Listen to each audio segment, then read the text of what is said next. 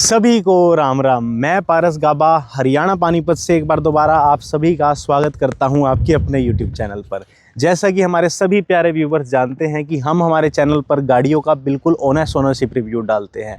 लेकिन क्यों डालते हैं? ताकि आप सभी प्यारे व्यूवर्स बिना उस गाड़ी को खरीदे, बिना उस पर पैसा लगाए, घर बैठे ही उसके बारे में सब कुछ जान जाएं, उसकी सारी अच्छाई, सारी बुराई, ताकि कल को जब आप अपनी सेविंग्स और मेहनत का पैसा उस पर लगाएं तो आपको किसी प्रकार का दुख, दर्द, पछतावा या कन्फ्यूज़न न रह जाए कि ये भैया हमने क्या ले लिया, कैसी गाड़ी ले ली, काश इसके बारे में पहले पता होता। उसी तरीके से मैंने रिसेंटली ख़रीदी है the all new grand Vitara. इसका मैं आपको ओनरशिप रिव्यू देने वाला हूँ। मुझे ये क्यों ख़रीदनी पड़ गई, कितने की पड़ी, क्या माइलेज देती है, क्या इसमें अच्छा लगा, क्या इसमें बुरा लगा, और बाकी के और ऑप्शंस मैंने एक्सप्लोर क्यों नहीं किए। तो अगर आपकी जेब में 10 से 15 लाख रुपए हैं, मात्र 10 से 15 लाख रुपए के बीच में आप एक गाड़ी लेना चाहते हैं, तो ये वन ऑफ द बेस्ट शायद हो सकती है और आपकी प्रायोरिटीज़ में फ़िट हो सकती है। तो इस वीडियो को एंड तक उसके लिए ज़रूर देखना। सबसे पहली चीज़ आपको क्लियर कर दूं कि वाई ग्रैंड विटारा। मेरे बड़े भैया इस कार को रेगुलर चलाने वाले हैं। उनकी पर डे की रनिंग 70 to 80 किलोमीटर रहने वाली है, और जिस एरिया में रनिंग रहने वाली है वो सिंगल रोड है, यानी कि रोड के बीच में डिवाइडर भी नहीं है। एक तरफ इंसान चलते हैं, गाड़ियाँ चलती है, एक तरफ से दूसरी चलती है, यानी कि 33 फुटा रोड है। तो वहाँ पे जब आप कार चलाते हो रोज़ की 70-80 किलोमीटर, तो माइलेज एक बहुत बड़ा कंसर्न रह जाता है आपको कि आपको ऐसी कार चाहिए जो आपको माइलेज दे, स्पेस दे। तो Seltos, Creta, Honda elevate, Tiguan, Kushaq और MG एस्टर, वो सब जब माइलेज का टॉपिक आया तो एलिमिनेट हो गई। बची कौन सी? सिर्फ और सिर्फ मारुति सुजुकी ग्रैंड विटारा या टोयोटा हाईराइडर।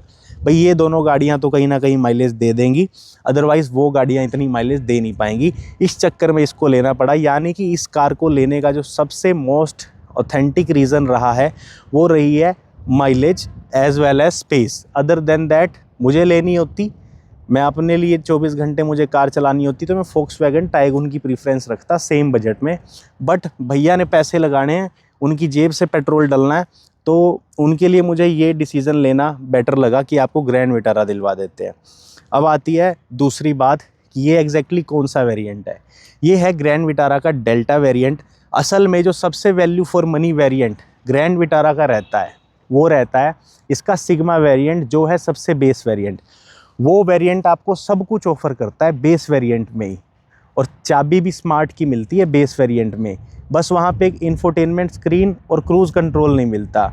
उधर दूसरी ओर जब हमने डेल्टा वेरिएंट लिया, यहाँ पे हमारे को प्रोजेक्टर लाइट्स मिली, ठीक है, 17 इंच के टायर्स मिले, स्मार्ट की मिली दोनों, यहाँ पे रिक्वेस्ट सेंसर मिला, को पैसेंजर साइड भी है, ORVM जो ये होते हैं ये एडजस्ट रिट्रैक्ट करने का ऑप्शन मिल गया, चारों पावर विंडो मिल गई, पुश बटन मिल गया, ऑटोमेटिक AC मिल गया, क्रूज़ कंट्रोल मिल गया, 7 इंच की इंफोटेनमेंट स्क्रीन मिली है, 4 स्पीकर मिले हैं, रियर पार्किंग कैमरा मिला है इस गाड़ी के अंदर, along with rear AC vents.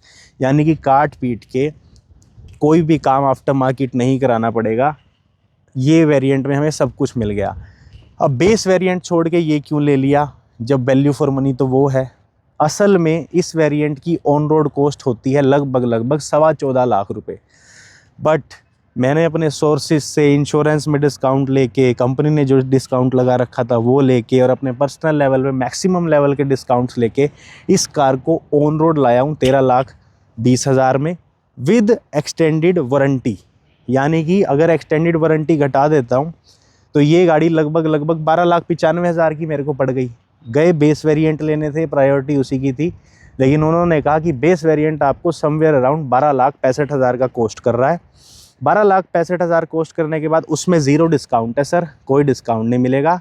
साथ ही आप उसमें एक्सपेक्ट भी मत करो कि हम कुछ घटा सकेंगे, क्योंकि उसकी सेल्स हाई चल रही है। फिर मैंने दिमाग लगाया कि कौन से वेरिएंट पे डिस्काउंट चल रहा है। उन्होंने बोला सर डेल्टा पे डिस्काउंट चल रहा है। मैंने कहा कितना? उन्होंने XYZ बताया था, लेकिन मैंने कहीं ना कहीं उसका 2x ही ले लिया अपने सोर्सेज से, इधर उधर के शोरूम से, जैसे भी मैं ले सका मैंने ले लिया।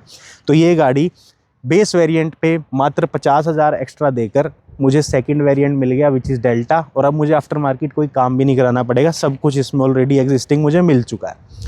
अब बात करते हैं अगली कि इसमें मेरे को जो इंजन मिला है वो कैसा लगा।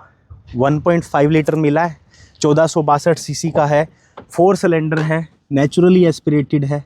सबसे अच्छी बात इस इंजन की क्या है कि एक तो ये रिफाइंड है, रिलायबल है। लोग ब्रीज़ा में भी इस इंजन को काफ़ी चला चुके हैं पहले, ब्रीज़ा में भी आपका यही इंजन आता है। प्लस इसके अंदर एक छोटी सी स्मार्ट हाइब्रिड टेक्नोलॉजी इसमें जॉइंट है, जिसकी वजह से ये फ्यूल इफ़िशिएंट बन चुका है। रिफाइनमेंट के मामले में अच्छा है, रिलायबिलिटी के मामले में अच्छा है, लो मेंटेनेंस है, सर्विस कॉस्ट ज़्यादा इसकी होती नहीं। और अगर बात करें इसकी पावर फिगर्स की, 102 bhp मैक्सिमम पावर और 137 Nm का टॉर्क है।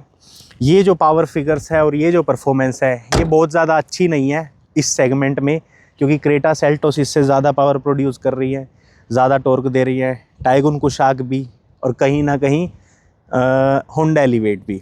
ठीक है, MG एस्टर कहीं ना कहीं इसी टक्कर की देती है। साथ ही अगर बात करेंगे टोयोटा हाईराइडर, वो तो सेम ही इंजन दे रही है। तो ये सारी चीज़ें देखते हुए मैं आपको बता पा रहा हूँ कि ये कार का इंजन इस सेगमेंट में ठीक ठाक है, बट प्रॉब्लमेटिक भी नहीं है। यानी कि अगर आप एक ऐसे ड्राइवर हैं जो 80 to 100 के बीच में मोस्टली चलाते हैं, तो ये इंजन कहीं से भी आपको अंडर पावर नहीं लगेगा। लेकिन अगर आप कार एंथुसियास्ट हैं, जो गाड़ी को 100, 120, 140 पे चलाना पसंद करते हैं, उनको ये इंजन 200% अंडर पावर्ड लगेगा, और लगेगा कि यार ठीक ठाक ही है, कोई ज़्यादा पावर फिगर नहीं है। क्योंकि ये आपको किकबैक फील नहीं देती कि पंजा दबाया और आप पीछे हो गए, वो चीज़ आपको नहीं मिलती। रिफाइनमेंट और इसका NVH लेवल ठीक है, लेस देन क्रेटा सेल्टोस है, बट वही बात है, वहाँ माइलेज ना मिलती। अब माइलेज करता करता आपको बता देता हूँ कि ये गाड़ी क्या माइलेज देती है। ये गाड़ी जो अभी है, ये तो 2 दिन पहले आई है, सिर्फ 200-250 किलोमीटर चली है। इसमें जो अभी माइलेज आ रही है that is somewhere around 13-14। But practically मैंने दिसंबर में अपने दोस्त को ग्रैंड विटारा का बेस वेरिएंट दिलवाया था, वो भी हमारे पास ही रहती है, हम ही चलाते हैं। सिटी में उस कार को अगर हम सही RPM पे मेंटेन करते हैं, तो वो कार हमें माइलेज दे देती है 15 से 16 का सिटी के अंदर। सीरियसली, बिलीव मी और not, mid size SUV segment की गाड़ी 15 से 16 का माइलेज सिटी के अंदर दे देती है। फिर आते हैं हाईवे पे ये गाड़ी 20 का माइलेज दे देती है। शर्त क्या है, आपको 80 to 90 के बीच क्रूज़ करके लोअर RPM पे बड़े गियर्स पे इस कार को चलाना पड़ेगा। अगर आप ऐसे कार चलाते हैं तो आप किसी भी गाड़ी से माइलेज निकाल सकते हैं, लेकिन ऐसे चलाकर इस गाड़ी से आप थोड़ा एक्स्ट्रा माइलेज ले लेंगे। यानी कि सिटी में ढंग से चलाने में 15-16 और हाईवे पे 20 का। लेकिन अगर आप इसको रैशली चलाते हैं तब आपका सिटी में माइलेज 12-13 रह जाएगा, रैशली में भी, और हाईवे पे फिर भी आपको ये 16-17 का माइलेज देगी, चाहे आप कितनी भी रैशली चला लेना। तो ये कहीं ना कहीं ये माइलेज देती है, जिसका लेने का इसको कारण रहा। अब दूसरी बात करते हैं टायर साइज़। बेस्ट थिंग क्या है, ये अपने मिड वेरिएंट में और बेस वेरिएंट में 17 इंच का टायर देते हैं। इस टायर की प्रोफाइल बहुत अच्छी लगती है मेरे को, विच इज़ 215/60 R17। अच्छी बात क्या है इन टायर्स की, कि अगर आपका मन है कि मुझे एलॉय व्हील्स डलवाने हैं, तो आपको सिर्फ एलॉयज़ के पैसे देने हैं आफ्टर मार्केट। आपको टायर्स अपग्रेड कराने की ज़रूरत नहीं, क्योंकि 17 इंच काफ़ी बड़ा साइज़ हो जाता है।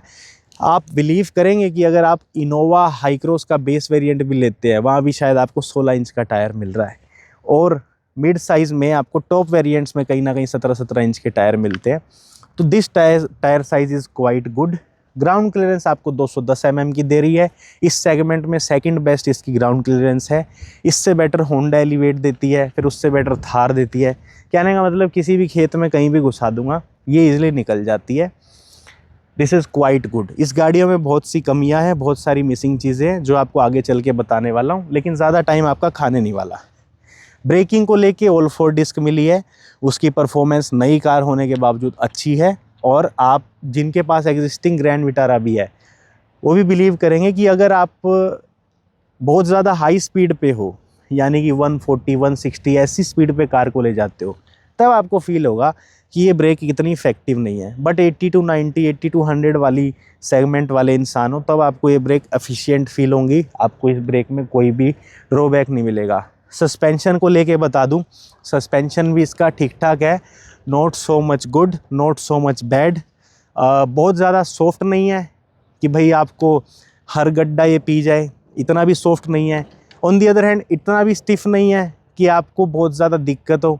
जैसे फोक्स, मैं आपको ईजिली कर देता हूँ, टाइगुन कुशाक, टाइगुन अगर आप लेते हो उसका सस्पेंशन बहुत स्टिफ होता है, इसका उससे कम स्टिफ है।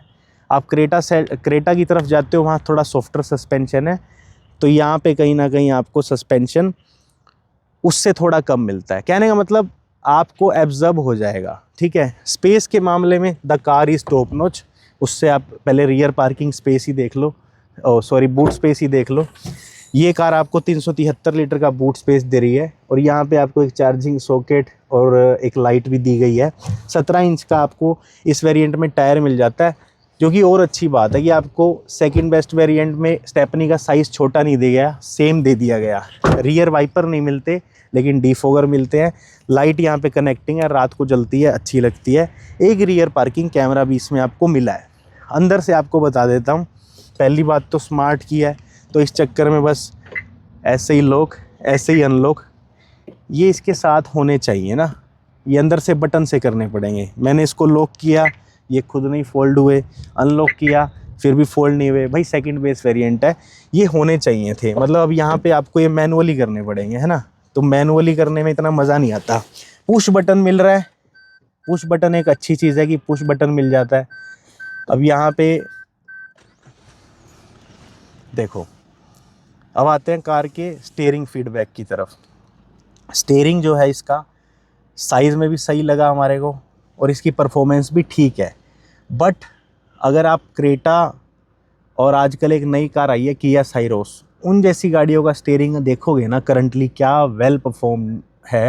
मतलब खड़ी में ही वो एक उंगली से बिना ज़ोर के चलता है, लेकिन यहाँ पे खड़ी में मैं इसको घुमा रहा हूँ तो मेरा थोड़ा ज़ोर लग रहा है। यानी कि स्टीयरिंग बहुत ज़्यादा सॉफ्ट नहीं है, ठीक है। हाईवे पे ये चीज़ बढ़िया होती है, लेकिन सिटी के अंदर ना स्टीयरिंग बहुत ज़्यादा सॉफ्ट नहीं है।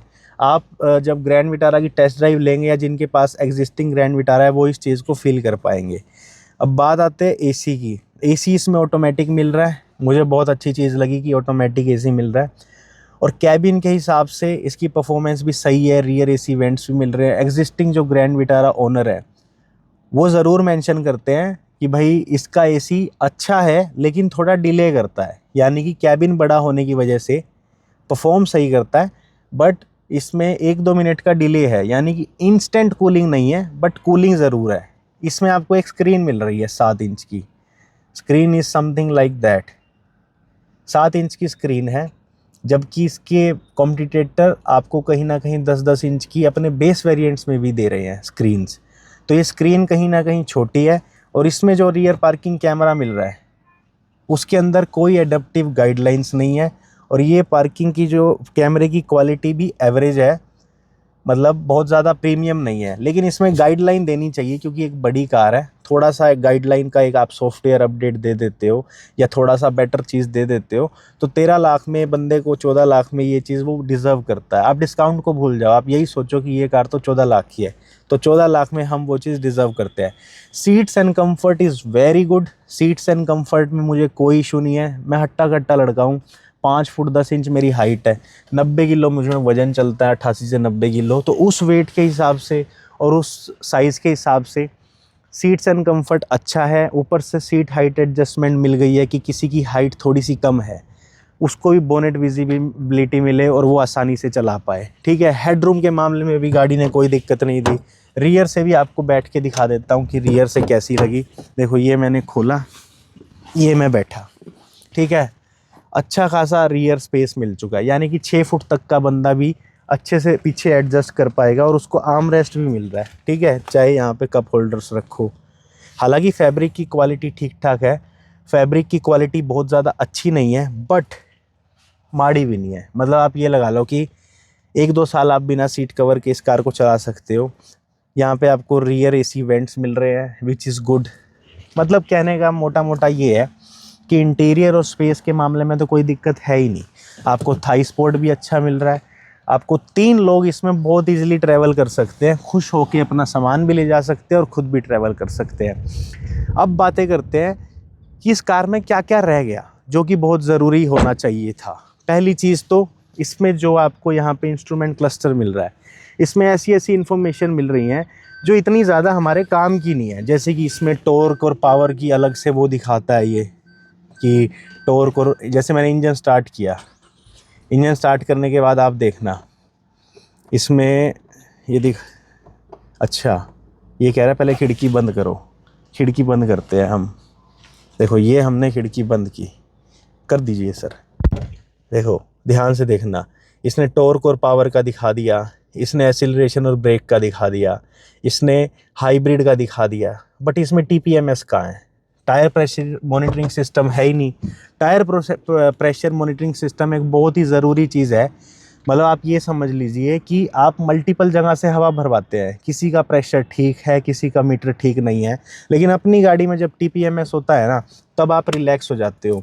इसमें जो इंफोटेनमेंट स्क्रीन मिल रही है, इसमें एप्पल कारप्ले, एंड्रॉयड ऑटो ये दे रहे हैं, वायरलेस भी दे रहे हैं, बट 4 स्पीकर मिले हैं। आपने बेस वेरिएंट पे लगभग 1.25 लाख रुपए एक्स्ट्रा लिया कि भैया आपको ये चीज़ हम ऑफ़र करते हैं, लेकिन 1.5 लाख रुपए इनकी वर्थ नहीं है। ये स्क्रीन और ये स्पीकर मुझे तो चलो 50,000 में मिल गए, लेकिन जो इंसान इस पे 1-1.25 लाख एक्स्ट्रा लगाता है, ये इतने अप टू द मार्क नहीं है जितने होने चाहिए। ऊपर से मेरे को एक छोटी सी चीज़ है, मैं ज़रूर मेंशन करूँगा। आप टाटा नेक्सॉन लेते हो, आप किया सोनेट लेते हो, वो सभी गाड़ियाँ आपको एक छोटा सा सनरूफ ऑफ़र करती हैं, स्मॉल इन साइज़, जिसकी वजह से चलो आपको वेंटिलेशन की ज़रूरत है या छोटा मोटा शौक भी है, तो आपको वो सनरूफ मिल रहा है बिलो 10 लाख, मतलब 10 लाख रुपए में भी आपको सनरूफ आजकल मिल रहा है। इस कार में वो चीज़ मेजर मिसिंग है। टॉप वेरिएंट्स लेते हो, आपको पैनोरामिक सनरूफ ज़रूर मिल जाता है, लेकिन वो जो पैनोरामिक सनरूफ मिल रहा है उसकी वजह से लोगों को प्रॉब्लम होती है कि धूप बहुत ज़्यादा आ रही है, क्योंकि उसका कर्टन बहुत पतला है। मतलब ऐसी ऐसी चीज़ें, मेरे कहने का मतलब है वो ज़रूर होना चाहिए। और सबसे बड़ा मेजर मिस है इस कार में, that is safety along with 6 air bags. एक तो इसकी बिल्ड क्वालिटी मुझे एवरेज फील होती है। अब आप कहोगे भैया इतनी बुराई तू कर रहा है या इतनी कमियां हमें बता रहा है। मैं कमियां नहीं बता रहा, मैं आपको एक अनबायस्ड रिव्यू दे रहा हूँ। मेरी प्रायोरिटीज़ मेरे भाई की क्या रही मैंने आपको बता दी कि उसकी प्रायोरिटी सिंपल माइलेज और स्पेस था, उस चक्कर में कार आई है। मेरी प्रायोरिटीज़ के हिसाब से अलग चीज़ आती। अब आप ये देखो, इसकी जो बिल्ड क्वालिटी है that is okay and okay. चाहे 5 स्टार सेफ्टी रेटिंग ले भी ले एनकैप में, कुछ भी हो सकता है, but generally build quality is okay. मतलब दिस कार इज़ फ्लफ़ी। मतलब ये जो कार है ना, इसका कर्व वेट सिर्फ और सिर्फ 1162 kg है, लेकिन ये फ्लफ़ी इन डिज़ाइन है, यानी कि इसको बहुत ज़्यादा फ्लफ़ी बनाया हुआ है कि फैली हुई कार है। Not a solid car but फैली हुई कार। ऊपर से आपको दूसरी गाड़ियों में 6-6 एयर बैग मिलते हैं, इसके हम सेकंड वेरिएंट ले रखा है, 14 लाख रुपए लगाए हैं, मात्र 2 एयर बैग मिले। ये कुछ चीज़ें हैं जो मुझे लगता है इस कार के इम्प्रूवमेंट सेक्टर में जाती है। लेकिन अब क्या क्या अच्छा है इस कार में वो भी मैं बता देता हूँ। इस बजट में आपको 17 इंच के टायर मिल रहे हैं, क्वाइट इम्प्रेसिव यार। इस बजट में आपको स्मार्ट एंट्री मिल रही है, रिक्वेस्ट सेंसर वाली, क्वाइट इम्प्रेसिव, किसी प्रकार का डाउट नहीं इस पर। इस बजट में आपको ऑटोमेटिक AC मिल रहा है, पुश बटन स्टार्ट मिल रहा है, इतनी बड़ी मिड साइज सेगमेंट की गाड़ी मिल रही है, along with a very good mileage. Premium hatchback गाड़ियाँ जितनी माइलेज देती है, इतनी बड़ी गाड़ी उतनी अच्छी माइलेज दे रही है, स्पेस दे रही है, और आपको क्या ही चाहिए। तो मोटा मोटा अगर बात करें प्रैक्टिकली कंक्लूज़न की कि इस कार को लेना चाहिए या नहीं, हमने क्यों ली हमने आपको बता दिया। तो कंक्लूज़न सुनने से पहले तो जाओ चैनल को सब्सक्राइब करो, वीडियो को लाइक करो, हमें कॉन्ग्रेचुलेट करो भाई, हमने नई गाड़ी ली है। हमारे अंदर वो आदत नहीं थी कि हम वहाँ पे व्लॉग बनाते और फिर पर्दा उठा के डालते। मुझे पर्सनली अच्छा नहीं लगता, थोड़ा सा इंट्रोवर्ट हूँ मैं रियल वर्ल्ड में, बट इसका रिव्यू देना मैंने बहुत ज़रूरी समझा, तो मैंने इसका आपको रिव्यू दे दिया। अब कंक्लूज़न की बात करूंगा, लेकिन उससे पहले चैनल को सब्सक्राइब और आपकी फ्यूचर डिमांड्स कमेंट कर सकते हो कि आपको किस कार का ओनरशिप रिव्यू चाहिए। आप ओनरशिप रिव्यू देना चाहते हो अपनी गाड़ी का, कमेंट कर सकते हो, डिस्क्रिप्शन में व्हाट्सएप है वहाँ से रीच कर सकते हो। पर्सनल कंसल्टेंसी मुझसे 1-on-1 ले सकते हो, वो थोड़ी सी पेड रहती है लेकिन हेल्पफुल रहती है। अब बात करते हैं कंक्लूज़न की, किसको ये लेनी चाहिए, किसको ये नहीं लेनी चाहिए। जिन लोगों की रनिंग बहुत ज़्यादा है, मिड साइज़ SUV गाड़ी लेना चाहते हैं, लो मेंटेनेंस कार चाहिए, ठीक है, जिसकी सर्विस कॉस्ट ज़्यादा ना आए, माइलेज अच्छी मिले, स्पेस अच्छा मिले, और मारुति की रीसेल वैल्यू आने वाले टाइम पे मारुति की रीसेल वैल्यू बहुत अच्छी मिल जाती है आपको। जिनकी प्रायोरिटीज़ ये हैं उनको ये कार बिल्कुल लेनी चाहिए, जो मिडिल क्लास फैमिली से ऑब्वियसली बिलोंग करते हैं, जस्ट लाइक अस। मैं उसी सेगमेंट में रिलाई करता हूँ, एक मिडिल क्लास इंसान है। हम सोचते हैं कि जिस गाड़ी पे पैसा लगाएं वो हमें काम भी आती रहे और कहीं ना कहीं हमारे पैसे भी उस पर ज़्यादा ना घटे।